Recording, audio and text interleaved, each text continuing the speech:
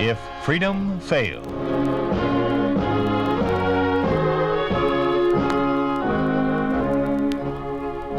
We'd like to take you on a visit to a town that doesn't exist. A town we call Springfield, USA. We'd like to show you how things would be in any American town if communism took over. This is the story of what happens to a young man with everyday ideals under a communist regime. Mark Stevens plays the role of Randy Felton in The Heavens Fall.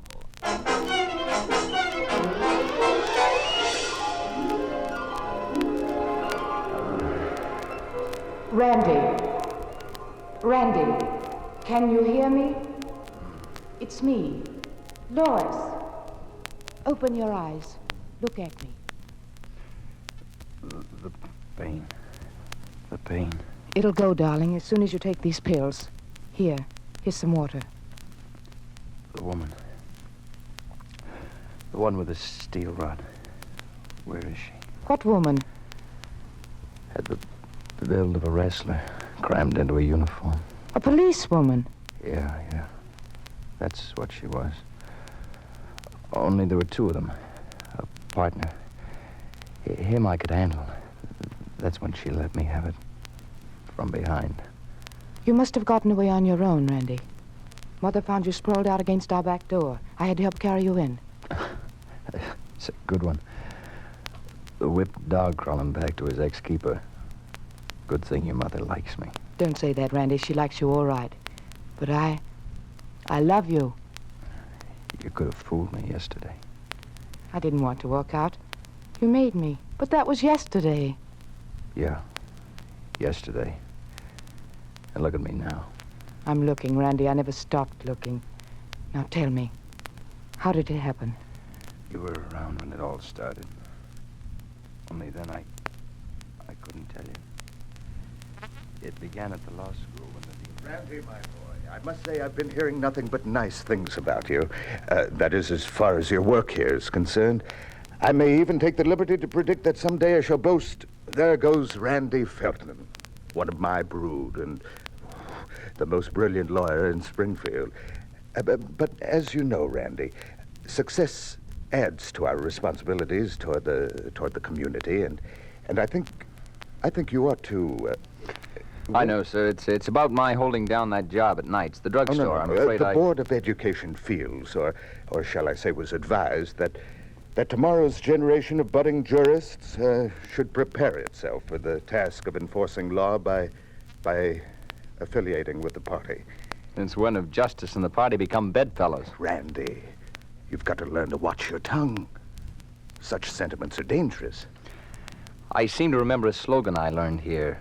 Something about there shall be no sword in the hand of justice. My boy, these days it's not for us to live by slogans, but by the facts that surround us. And the facts are that only Communist Party members make desirable pupils. If you wish to phrase it that way. I only wish you'd understand. I understand, sir. Then you will? Don't have much choice. I've come too far to turn back now.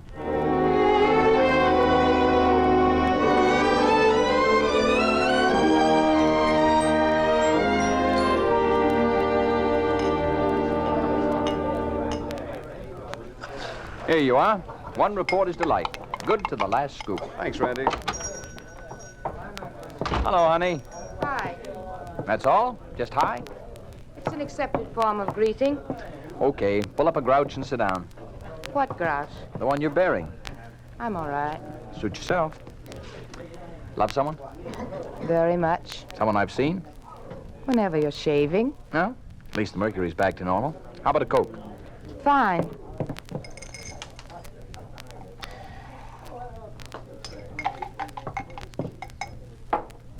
Now then, tell me, what's wrong?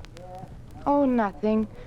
Oh, I should have known better than to listen to those nasty rumors. Rumors? What rumors? That you joined the party. Oh, that. Randy, you didn't. You're not so loud. Besides, what would you do if the dean asked you to? What?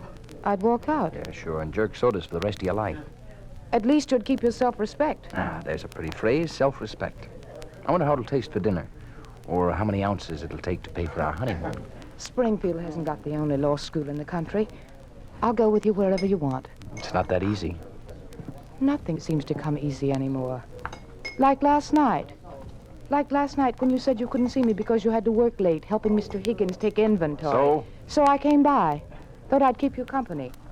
But the place was all locked up and dark. So we worked with a seeing eye dog. Just drop it, will you? I will not.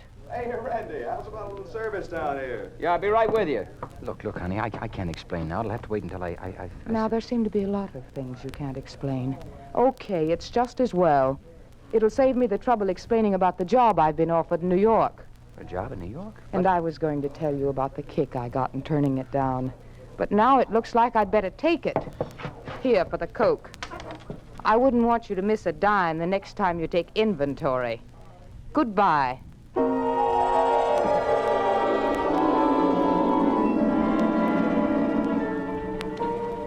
If I only could have told you then about how we were trying to help Sanders. You mean Sanders, who's running for mayor against that commie? Yeah. Needed a push. Had no campaign funds. Probably the last non-red who will appear on the ticket in Springfield. Remarkable guy, Sanders. With all the odds against him, he refused to budge. Stood his ground. That's why he needed us more than ever. Then I went to see Bert last night and laid it straight on the line. It's gonna be rougher than we figured. Looks like the party's out for blood. This being the night before election, police patrols are being doubled. Johnson's got an in with a desk sergeant at the 5th Precinct. He found out that most of the patrols are reserved, staunch party members who managed to get their schedule and the route of their beat. Got a cigarette? Huh? Oh, yeah, here. Pay any attention to what I said. Every word. Easiest layout you could wish for. Meaning what? You don't need me. Any half-baked kid could tack up those posters. You figure the time and the place, that's all there is to it. I'm afraid not. You gotta work in pairs now, one just for a lookout. Patrol schedules aren't reliable. Okay. Where's the stuff and where does it go? Thanks, Randy. I guess you and Joe can handle Barn Street. I can handle it alone. I told you, you'll need a lookout. When I need a nursemaid, I'll ask for one. Sure, Randy, sure. Only the cops travel in pairs. And if there's trouble, you'll need some extra hands. There won't be any trouble. Have it your way. Just time yourself and hurry.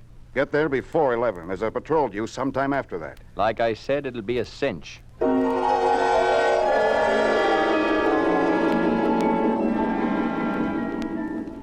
Yeah, a cinch. Like putting an elephant into a phone booth.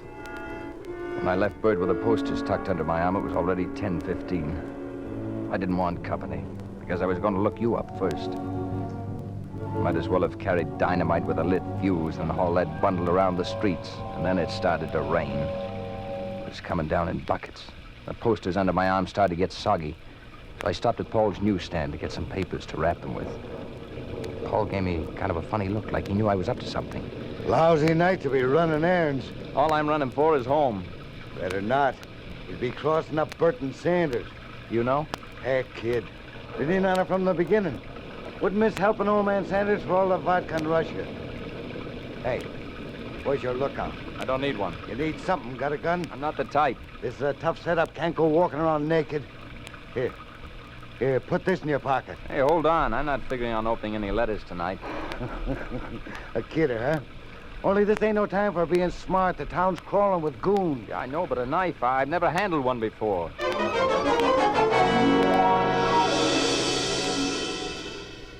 If an icicle could burn, the knife in my pocket felt like one that did. By then, I really needed seeing you more than ever. I went straight to your house. The rain wouldn't let up.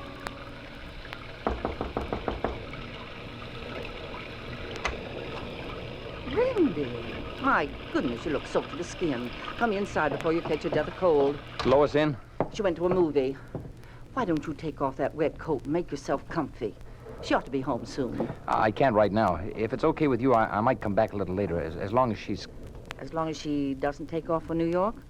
There are no more trains leaving tonight. Besides, she hasn't even started to pack.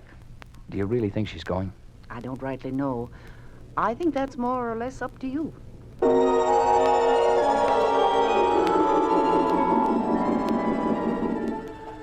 Up to me. Up to me. That's all I could think about after I left your house again. The rain had stopped. Whatever move I made from there on seemed to come automatically. My thinking wasn't too sharp. If it had been, I probably would have looked at a clock before I headed for the street corner where Bert wanted me to tack up those posters. I wish it would start to rain again. The night was sensitive, too sensitive. The air had been washed too clean to muffle sound. The pavement wore that shiny glaze which brightened shadows. And when I came face to face with the wall that was to bear my posters, I felt like I'd walked onto a stage with thousands of eyes peering at me out of the darkness. My hands felt clumsy as they unrolled the posters. Then it came. Stay where you are. Keep those hands up. There were two of them, both in uniform. One wore a skirt.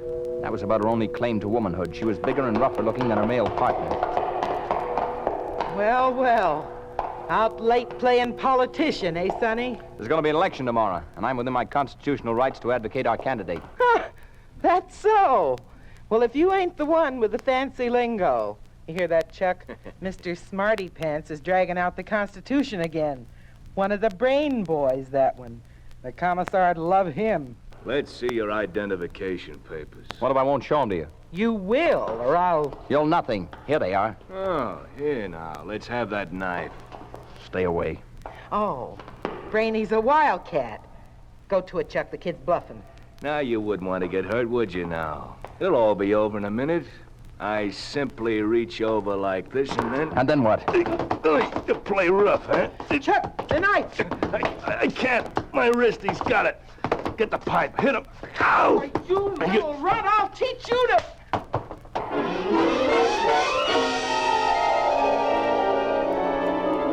The ground under me turned to pudding. I had to stay on my hands and knees to keep from sinking into it. I didn't know how I mustered the strength, but I did. And an upward kick with one foot set the big woman reeling against the wall. I heard the lead pipe bounce on the pavement. Then I ran, stumbling, but I ran. Didn't know where, didn't know how, I just ran. Randy, I wish I'd known. You said something about going along, wherever I'd go. You still want to? Want to? Do I want to breathe? But we have to go separately. I'll go first. I'll get word to you somehow, through Bert. I don't care, only leave town immediately. They must be looking for you everywhere. Yeah, only Only what? nothing. You mustn't stop anywhere. Today's election day. If things go well, I might not have to leave. Darling, let's face it. What are Sanders' chances outside of a miracle? None, and the age of miracles is over.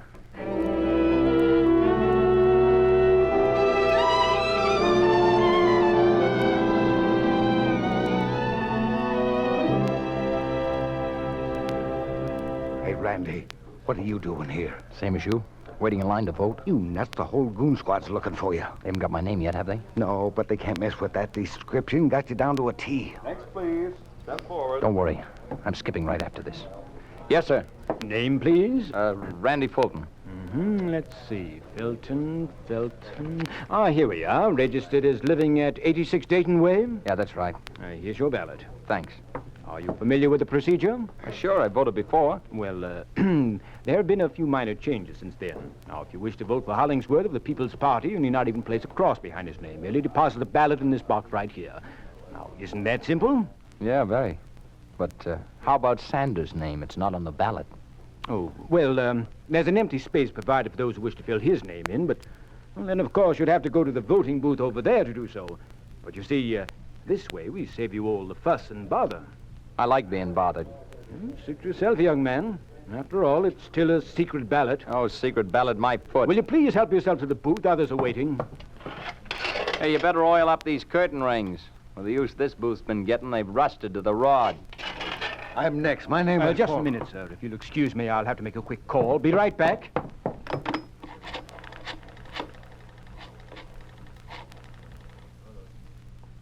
Sergeant Cranker? This is Mr. Decker. About that young fellow you've been looking for. I've got a hunch he's right here. Yes. Voting.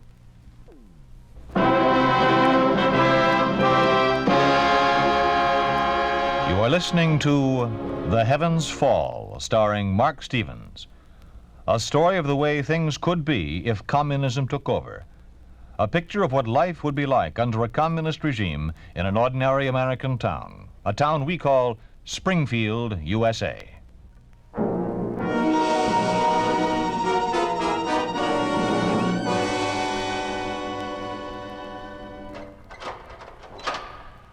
Randy, you've got a visitor. It's that lawyer they've been sending. I don't want to see him. Some kind of a professor. Says he's the dean from your law school. The dean? What does he want? Make more speeches? No, just offer whatever help I can give. Last rites are usually administered by a priest. Please, my boy, give yourself a chance. Embittered emotions rarely turn the wheels of justice. Ah, nuts. The wheels got jammed a long time You're ago. wrong. Examine the facts, my boy. Regardless of what the circumstances may have been, you did attempt to kill a man. He almost died. Good. Now then, if I had tried to kill, and justifiably so, would you not have hastened to my side? Yeah. If the scales of justice were still in balance. Well, let's trust that they are. As long as you're on trial, you must retain that trust. Look, Dean, I realize you're my elder, but hasn't it come clear to you yet that all hopes for such support died in our voting booths? The timid clutch their bread and keep their silence. They close their ears to the cries of those that dare to be strong. Me, I'm neither. I'm just guilty of growing up too darn late. Oh, I know you tried. Thanks. Ready? Sure. Which is it, court or scaffold? Not that there's much difference. Court's waiting. Randy, you didn't want the lawyer they sent you. It's not too late for me to take over your defense. I can get a postponement, prepare a solid case. Oh, come now, and deprive me of handling my first and last case? I wasn't that bad a pupil, was I, Dean? May God bless you, my boy. God bless you. All right, let's go. Do you mind if I come along? Well, it's okay part of the way, but I got to turn him over to the marshal out and back. Back of what? Are we going to the courtroom? No, that's been booked up for weeks. I'll bet. They taken over the dance hall across the street. Want more room. Seems you're a pretty important boy. Dance hall? What's the idea, Dean? Well, I suppose your case is to set a precedent and discourage any further political crimes. All the dance halls in town, they had to pick the Avenue. No, nothing deliberate, I'm sure. It's the closest. Yeah, the closest. The closest to everything. In what way? For Lois and me, we got engaged there.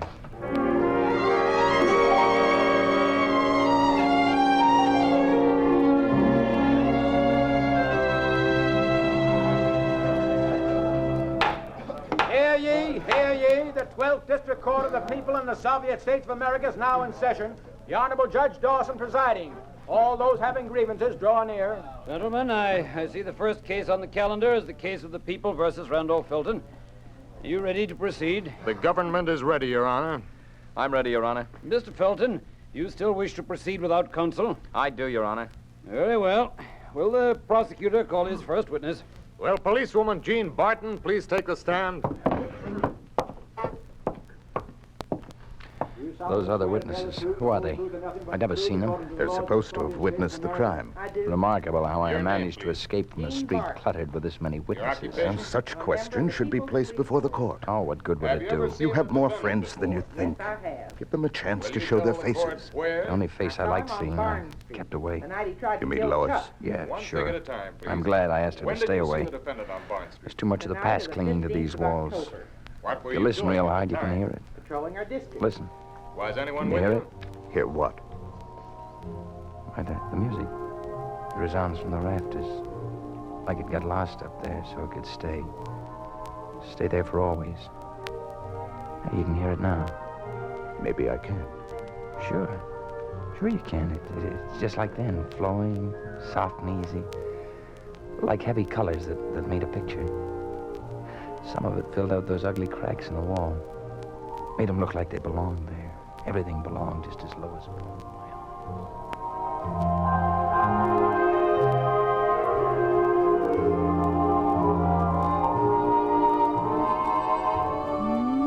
You dance nicely. Hold nicely. I never really danced before. I went through the motions, but never really danced. I know. It's not the steps. It's that slow beat. The beat of the heart.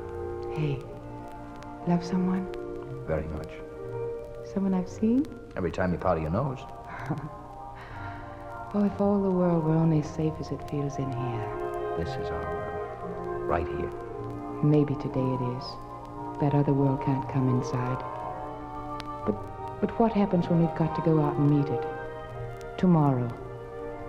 What about tomorrow, Randy? Just stay close, honey. Tomorrow will take care of itself. Tomorrow will take care of itself. Will take care of itself. Will take care of itself. Will take care of itself. Tomorrow will take care of itself.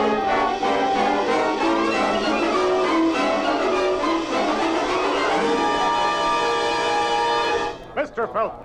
Mr. Felton, I'm addressing you! Yeah, but tomorrow didn't take care of itself, did it? I beg your pardon? Never mind.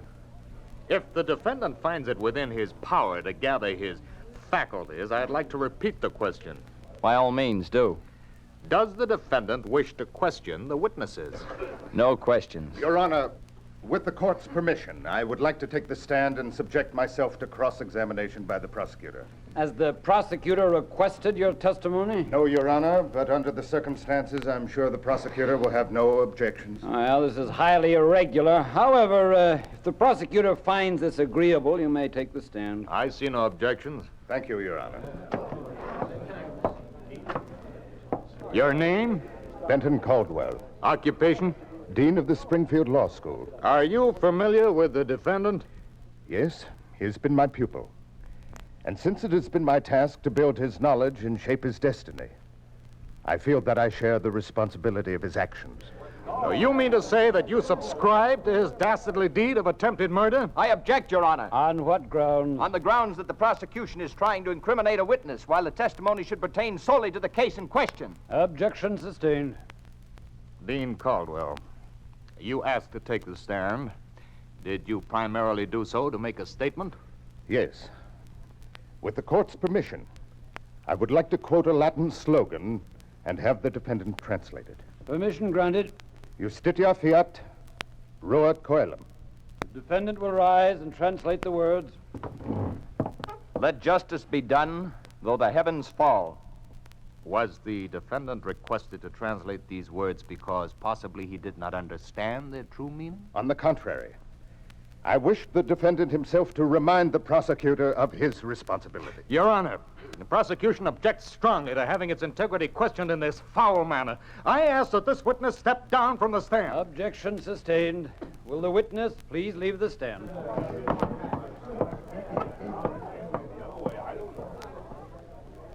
Without calling the defendant to the stand, I would like to ask him whether he fully understands the meaning of the words that he has just translated. I do indeed.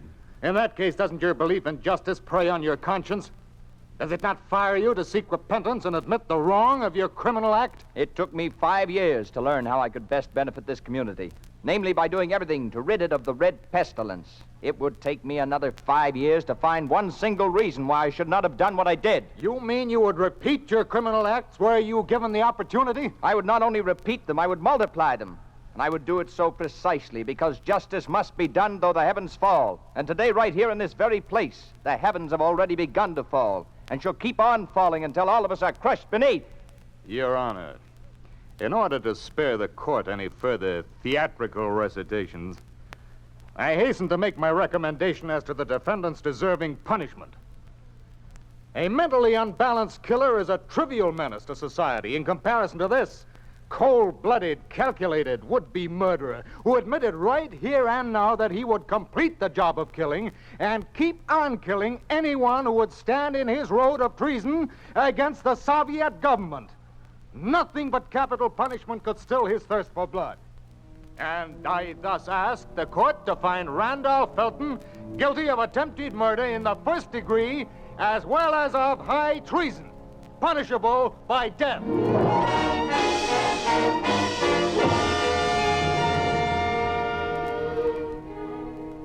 Randolph Felton, before this court pronounces sentence, do you wish to make a statement? I do, Your Honor. At the risk of being labeled a dramatist by the prosecutor, to whom sincerity is nothing but an affectation, may I say I consider my life a worthwhile price for freedom. For I am sure this court may put an end to my individual strive for liberty The new dawn will see thousands of others whose plain, downright sense of human decency will compel them to arise and protest.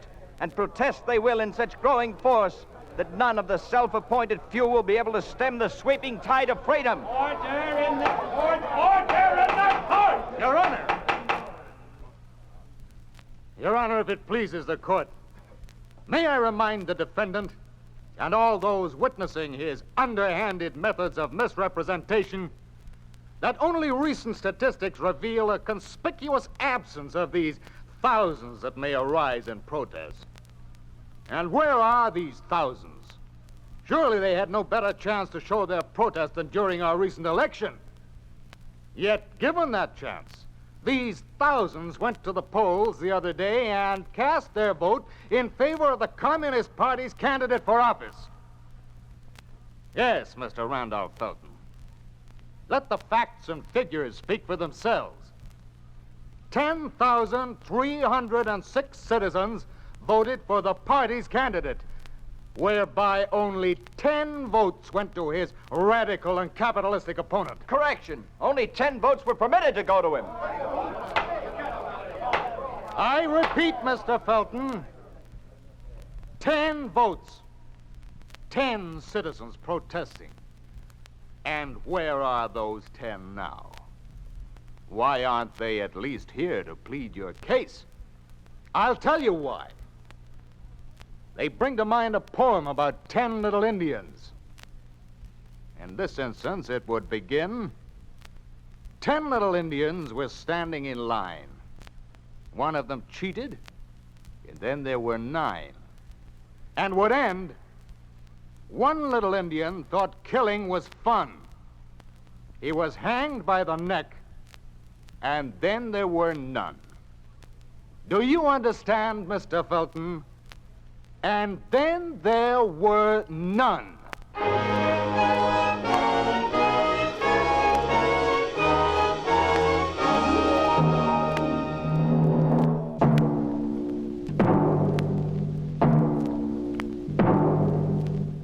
You have just heard what happens to an ordinary, ambitious young man under a communist regime. You have just heard what would happen to any young American if communism ever took over. You think this could not happen? It did happen in communist-occupied East Germany. It did happen to Hermann Josef Flade, who was tried for warmongering and attempted murder. It did happen at the Olbernhau Ballroom in Germany, where Flade openly defied communism. Hermann Josef Flade was to be beheaded, but the execution was delayed. Flade's voice had been heard by too many. He was finally sentenced to 15 years in prison.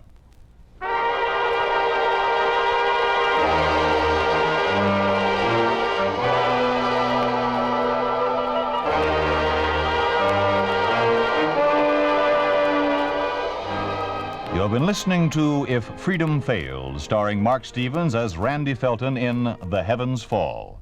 John Stevenson was Bert, Ben Wright was the prosecutor, Stan Waxman was the dean, and Georgia Kirkwright was Lois. Music was composed by John Hicks, with musical direction by Michelle Perrier. The Heavens Fall was written for If Freedom Failed by Peter Brook, produced and directed by Will Scott. Sergeant Lloyd Eyre speaking. This program has come to you through the worldwide facilities of the United States Armed Forces Radio and Television Service.